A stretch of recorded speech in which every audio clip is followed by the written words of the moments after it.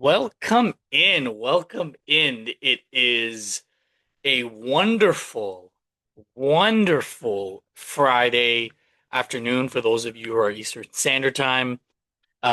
Typically, this would be CJ doing this, but given that he's being a little biased and he's not sharing the love, this man is traveling the world and he's just enjoying the sunshine of California. I'm stuck here today doing this, and to be honest with you, I am more than happy to do this because Friday morning was a beautiful time for any Arsenal fan.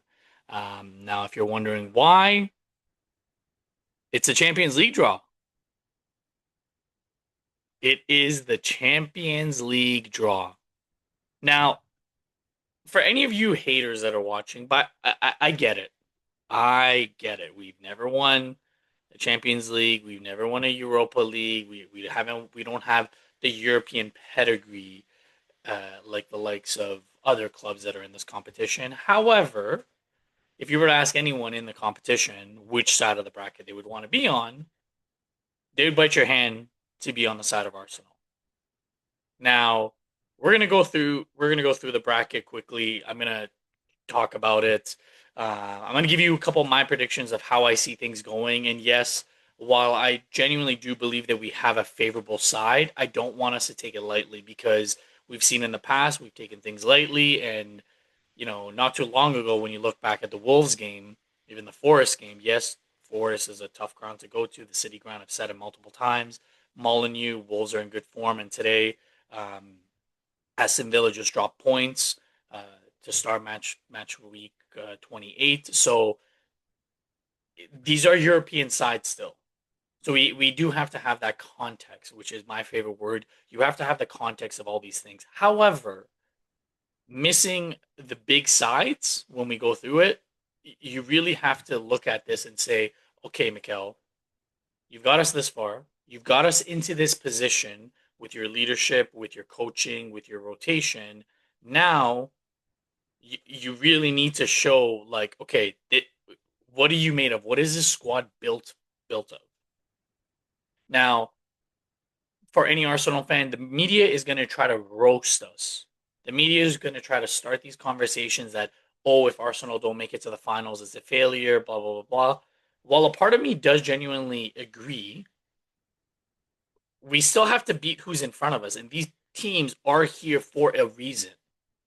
So we just have to kind of check ourselves and realize that none of these games are going to be easy. As easy, relatively as easy as the draw is compared to the other side of the bracket, these are still tough European sides. So obviously, for copyright reasons, I can't share the bracket on the screen. But if you do want to follow along, you can always go on the UEFA website and the Champions League website, and then go to the knockout view, and you will see the entire bracket. So starting from the silver side, it looks like it's a FIFA Club World Cup, the Mickey Mouse Trophy that we always like to poke fun at Laurent. It's a rematch, PSG versus Chelsea. PSG do have to go to Stamford Bridge in the second leg, so that first leg is going to be critical. Um, Lauren and I were talking, I think it was on the last pod or just talking off air. He is confident that Chelsea will be able to at least get a favorable results at Parc des Princes. Favorable meaning that they may get a draw and then finish the business at Stamford Bridge. And to be honest with you, if Liam Rosenier with the squad that he had at Strasbourg can get a result against PSG, who knows? However, PSG also have their tails up. They've been playing phenomenal. They've been trying to get back into that title race. And Luis Enrique, because this is last year, he may want to go out with a bang. So that's going to be a very interesting tie. Um, Second tie, the opponent that they may be facing is either Galatasaray or Liverpool. And again, they already faced in the league phase. And now in the knockout stages, like Galatasaray are going to be up for. The Turkish fans are phenomenal. That stadium is a beast. That stadium is a beast to go to. And with the injuries that Liverpool have, who knows? Who knows if Alexander Isak will be back? Apparently, Florian Wirtz is injured long term. Victor Osimhen is going to cause problems for Kanate and Van Dijk. Are you going to have to play Sabasli right back? or can you put him in the midfield? Can you get more creativity in the midfield? So there's a lot of questions to be asked there. I think Anfield factor is going to be huge in this, but if Galatasaray somehow take a big lead after the first leg, like it may be over, it may be too much because this isn't the same Liverpool that was a few years back. So those two will fight it out, and then the winners obviously will face each other. In the bottom side of the silver bracket, it's Real Madrid versus Man City again. I believe Thibaut Courtois, after their win over Benfica, they already said, and the Madrid players said that they're going to get Man City again. And to be honest with you, I do agree with them. It's kind of the spectacle is boring now. Um, Both teams are in some sort of a transition. This isn't the team that faced each other a few years back. There's no more Kyle Walker. There's no more Kevin De Bruyne. Ruben Diaz is not the same Ruben Diaz. Like Ederson's not there, and on the flip side, you don't have Tony Cruz, you don't have Luka Modric. Um, Danny Carvajal isn't the same. It's a completely different context, and I think with the way that this Real Madrid side looks, with Jude Bellingham and Kylian Mbappe being injured, Vinicius, all the rhetoric going around, the discussion needs to be about football and some of the sick actions by fans and players like that. That just needs to be out of the sport. But keeping about football, like there is still a lot of context to this. The Ballon d'Or, the tifos that were made for that. It's going to be a good spectacle, but I think Man City is just going to be too much.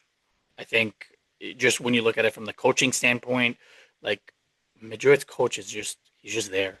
He's just a people manager. There's nothing else there. So the winner of one of those two will face either Atalanta or Bayern Munich. Atalanta completely dominated their home fixture against Dortmund, and they came all the way back to win 4-1. First leg is going to be at Atalanta. Second leg going to Munich. And as much as I don't want to just write off Atalanta and the Serie A, I think it's just going to be too much. But Bayern are a different beast, a completely different beast. So not much to really say here. I think Bayern is going to go through. So I think the silver for the next round, it's going to be, I'm predicting it, finals. I would say it's going to be, unfortunately, sorry, Laurent, I think it's going to be PSG. I think they just edge it out because they're going to have that context of wanting to inflict some damage on Chelsea. And I think Liam Rosini, I think this comes too early. I think this comes way too early in his managerial experience. I think it's one thing to beat PSG in Ligue 1, and it's another thing to beat them in Champions League. So I think PSG edge that. Galatasaray, Liverpool. I know everyone who, if you have been watching the pod, you know that I am not an Arne Slot fan. I have zero respect for that man. I think he's a fraud. However, I think the Anfield factor is going to be huge. And unfortunately, I think Liverpool will do this because of the Anfield factor. So I think I'm predicting a quarterfinal for the top half of the silver bracket being PSG versus Liverpool. The bottom half, like I had said, I think Man City is just going to be too much, and I think you're going to see Man City go through. I think it will be an edgy. It won't be a blowout. I think it's going to be something into like extra time, something controversial. But I still think Man City edge it out, and Bayern Munich are going to dominate. So from the silver side, my quarterfinal predictions are PSG versus Liverpool and Man City versus Bayern Munich. Now coming to the blue side, this is where things get interesting. And I changed up the background a little bit. I got my signed Declan Rice jersey right behind me. Um, this was a good this was good for us. I mean, I'm not going to beat around the bush. This was good for us. I know the haters are watching, Laurent, especially you. I know you're going to remind us all the time. From the blue side, we are the best team on this side, hands down. This is not a disrespect to any clubs that are here, including Barcelona. We are the best side. The top half, Newcastle take on Barcelona. They did already face once, and Marcus Rashford helped Barcelona win. And I think Newcastle, they always get up for these games. And I think St. James's Park is going to be bouncing. And I think, given their league position, they're not going to get relegated. And it's very unlikely that they're going to get into a European spot. So I think Eddie Howe is going to go gung ho on this competition. And I think he's going to rest players and he's going to understand that we need to go for this and try to get as far as possible. So I think it's going to be an edgy tie. both legs. But again, obviously Barcelona do have the edge since the second game is at home. Second half, it's going to be Atleti versus Spurs. What do you even say about this? There's a history of Spurs going to the Metropolitano and losing the Champions League when Pochettino was there, the golden age of Nando's FC, and now they're going back. There's that, and but the weird thing is they're in a relegation battle in the Premier League, but they also have home advantage. This is what baffles my mind about the Premier League, and to people who say, "Oh, the Premier League isn't the best league in the world," I mean, this speaks for itself. They're in a relegation battle, yet they have home advantage against Atleti. Diego Simeone is going to get up for this game, and I think Igor Tudor, with the number of injuries that he has, like if this was Spurs healthy, I think this would be a different conversation that I unfortunately would have. But I think with the number of injuries that they have, I think this is going to be way too much for Spurs. Bottom half of the bracket, Bodo Glimt. What a game against Inter. If you guys did not get a chance to watch, please go back and watch those highlights. What a game from the Norwegian side. Good for them for getting this far. And if I'm not mistaken, someone can fact check me on this. I believe they're in their off season. I don't think they're in their regular season right now. What a performance. They're facing Portuguese side Sporting, who's had our number, who's had Arsenal's number. But the second leg is in Portugal, so they do have a slight advantage. Um, Part of me thinks Bodo Glimt is the Cinderella story, and I think they do go through, which brings us to Leverkusen Arsenal. This isn't the Leverkusen of Jabi Alonso. This is a new Leverkusen. They do have a lot of threats still, but I think we're just going to be too much. The depth that we have, and knock on wood, if we don't get any injuries, I think we will get through this tie. The first leg is going to be it's going to be very crucial for us because we don't want to go back home knowing that we have to win the game. Like if we go, if it's tie or if we're winning, great. But if it's a tie and we go back home, then we know okay, we can get a result rather than us being down one or two goals and then having to go for it, right? So I don't think Arteta's going to set up the lineup to lose necessarily. Maybe a boring game in at Leverkusen, but I think the reverse fixture at the Emirates, I think that's going to be a good game. So for the blue side, my quarterfinal uh, final matchups are going to be. I think Barcelona edges it. Unfortunately, as much as I hate to say this, I think Barcelona edge it, and they'll face their Spanish rival Atleti. Bottom half, I think it's going to be Bodo Glimt versus the Arsenal. Um, Now, before I sign off and and kind of post this, I think I just want to look at the league fixtures real quick.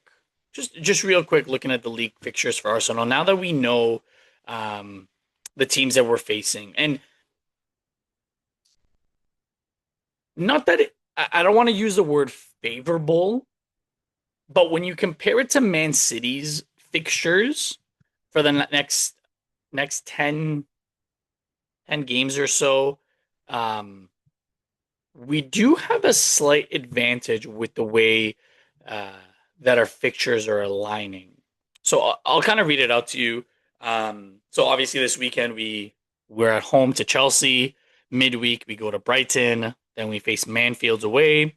Then the first leg in Germany, come back home to face Everton, and we face Leverkusen at home in the second leg, and then the EFL Cup final before the next international break. For Man City, before the next international break in the EFL Cup, they're away at Leeds. They host Forest. They play Newcastle in round 5 of the FA Cup. And again, this is the same Newcastle side that just got beat again. This is the same Newcastle side that Man City eliminated from the EFL Cup. They were the holders. And this is at St. James's Park where Newcastle have beaten City. So there's a lot of context in this game. And then after that, a few days later, they travel to Madrid to face Real Madrid. Come back home, they have to go to London to face West Ham, who are fighting for their lives, and Nuno Espirito Santos wants to stick it to Marinakis. Who knows? That's going to be a tough game. Then they host Madrid. They host Crystal Palace, which that game is going to be postponed because then they're facing Arsenal in the EFL Cup final. So they have a bunch. The way that the fixture list is falling, favorable is obviously too light of a word to use because again, none of these fixtures are easy for either side. However, when you look at it, it's starting to fall into place for Arsenal. Not to say that I think we're going to run away with it. Not to say that we're going to get max points because I think there's a lot more um, things that are going to change, and there's going to be a lot of. I still think there's going to be points lost on both sides, unfortunately, and I wish I could say no. But the way that the fixtures are falling, I think it's going to be quite interesting, and I just hope that Mikel understands what this opportunity means for the club that we've never done it before, and they go for it. Listen, I'm not going to be naive and say we're going to win the quadruple. It's never been done. It's never been done for a reason. I'm not going to be naive and say, oh, we're going to win the treble. I don't know. At the beginning of this season, when we did our predictions and what I was saying, what I want out of Mikel is either two domestic trophies or one of the big ones. Now we have an opportunity to win the first domestic trophy, which is the EFL Cup. It's not going to be an easy game, but I think if you go into that game now knowing that you're not going to face City potentially four times, right, in a span of a month, you can really lay down a marker for that game at that Etihad. You have to go and do it. The likes of Rodri, Bernardo Silva talking all their smack, being like, oh, they just want to come here and play for the draw. What did you do this year? What did you do this year? And you're complaining to the like if that was Arsenal saying those things, we would have all these FA charges that we didn't even know with Rodri. Like Arteta got suspended. He had to appeal it, So I think it's a good opportunity for us, and I think we need to pounce on it. We've had multiple opportunities to make this title lead 12, 15, and now we're handed another opportunity to say, hey, you've never won the Champions League. Here's the easiest routes. Are you gonna, you know, snatch the opportunity and run with it, or are you gonna fold? So we'll be here. We'll be here twice a week.